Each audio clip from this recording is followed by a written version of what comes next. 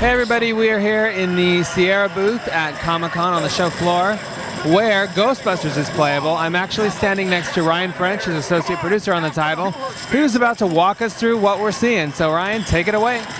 All right, well, first of all, the game takes place in 1991, about 3 years after the events of Ghostbusters 2. And it was written by Dan Aykroyd and Harold Ramis. So it is a true continuation of the original Ghostbusters storyline. And we've got all the original talent involved. All four of the Ghostbusters, Annie Potts, William Atherton, they've all come back to reprise their role, lend their voices and their likenesses. And so tell us how you take the Ghostbusters franchise and turn it into a game. Well, we wanted to make a cinematic experience, so one thing you'll notice is that there's no HUD. We wanted you to feel like you were watching a movie, so all the information you need to see is on the proton pack and on your PK meter on your hip. In addition, you play as a fifth Ghostbuster, the rookie, the experimental equipment technician, and he just is kind of a silent observer. He's sent in first with all the new gadgets and equipment types, and the other Ghostbusters come in second to mop up. So you're kind of the expendable greenhorn, meat shield, whatever you want to call it. So for example, right now they've sent you to look for this ghost. So you're hunting down this ghost whose name is Cruster, and you're in the library, and this is the third mission of the game. So you've already had all your tutorial stuff, and you're just right in the thick of the hunt. So we used the PKE meter there a moment ago, that's helping lead us to where the ghost is. Up here. So there we've got Ray and Egon, and so they're covering you, but you're still down here in the arena by yourself. No direct source. So there's an element of anticipation here, knowing that something is coming. What'll it be? Uh-oh. The tables are going crazy. There's the ghost. And there is a golem. He's made out of physics objects directly out of the environment. Those are real books that were on the tables that have formed into a creature. And this is made possible by Terminal Reality's proprietary engine, the Infernal engine. And all this physics stuff is handled by the physics portion, which is called velocity. So this golem could have formed himself out of any type of stuff in the environment he wants. You'll also notice that the environment's really destructible. Just about everything can be broken apart. And you'll notice that there's a meter at the top of the screen for money being spent on destroying stuff. And you're also going to see here as he takes the head off this golem with the capture beam, he just earned money for destroying that ghost. So the money you earn, you're able to spend on upgrades to your equipment. But the money that you're docked for destroying stuff, that bill goes to Walter Peck and the EPA, because they're now backing your guys' forays in through the city. Now, when you're talking about your equipment, it looks like you guys are hitting on all the classic stuff from the movies. Do you want to tell us how they're going to work out? And they've had to be upgraded, right? I mean, it's been a while since the last one. Oh, exactly. Well, it's 3 years later, and Egon is just as brilliant as he was before. So he's got a lot of equipment that's coming to fruition. At least the test versions of all these new gadgets are ready for you to use. So you're going to get the dark matter generator, which includes a freeze beam and a shock blast. The slime blower, which includes the slime stream you saw before and the slime tether. And then the Meson Collider, which has kind of a sniper rifle and almost a rocket launcher and an EMP. You got something? And so you get all these things at different points in the story when they're relevant to get them. But then you can upgrade each at your liking and at your leisure with the money you earn.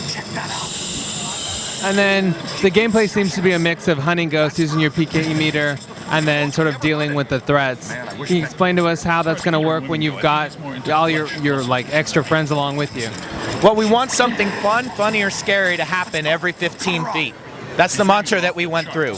So either the Ghostbusters are joking back and forth with each other, or you're hunting a ghost, or there's a ghost jumping out at you, or there's a collectible to be found hidden that's invisible unless you have the pair goggles up. We just want you to be led through the environments in a very interactive and interesting way. So there's always something to be seen and done. Whether and you don't know what's coming around the corner, a joke or a scare moment. Now, as far as this level's concerned, can you let us know where we are in the game and what's going on? Yeah, this is about the third level. And after you catch Slimer, you go back to the Sedgwick to catch Slimer in the first level, and after that you kind of learn about this new threat that's appeared back in the city. And so you are looking for the Gozer Codex, which is a book that's stashed way deep in the bowels of the library.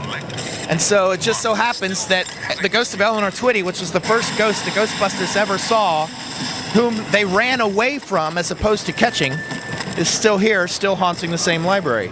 So as you're looking for the Gozer Codex, you realize that she may well be hiding it and protecting it. So you're going to have to come face to face with her in order to get the information you need regarding this new threat to the city. Now, we just saw a cute and cuddly Stay Puft Marshmallow Man. What was that? That was well, first of all, the art there was just placeholder. Those pickups like that are going to be around the world, 3 or 4 in each level. And when the PKE meter flashes blue, that's how you know one of these hidden pickups is around. So you have to pull out your PK meter, pull down your paragoggles, and search it out, because you can only see it with the paragoggles. All these things that you collect show up at the fire station on a shelf. The fire station is the hub that you go back to between missions. So you're going to be able to check through all these things, and there's going to be backstory on each, and there may even be clues as to the story that you find. In addition to that mechanic, each ghost that you scan is also able to be researched in the PKE meters online Tobin Spirit Guide. So you're going to be able to pause the game, look at the Tobin Spirit Guide, and find the strengths, weaknesses, and backstory of every single ghost that you're able to scan. And so the scanning ghosts and picking up objects, even saving innocents that are being terrorized by ghosts, all of these things will count towards achievements on Xbox Live and trophies on PSN. Our containment facility. Throw your trap rooks!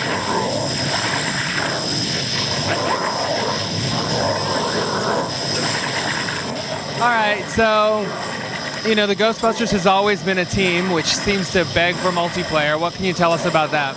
Well, you're going to have different versions of multiplayer on the different SKUs of the game. This version of the game is for PC, Xbox 360, and PS3, done by Terminal Reality. So you're going to be able to play Xbox Live or PlayStation Network 4-on-4 over the network with your friends, competitive co-op, which means you work together but compete for points. And then on the Wii and the PS2, which is done by Redfly, you can do split-screen co-op throughout the entire campaign. And on those versions, you can also choose whether to be a female rookie or a male rookie. And then there's a third SKU for the Nintendo DS, which is completely different from the other two. All right.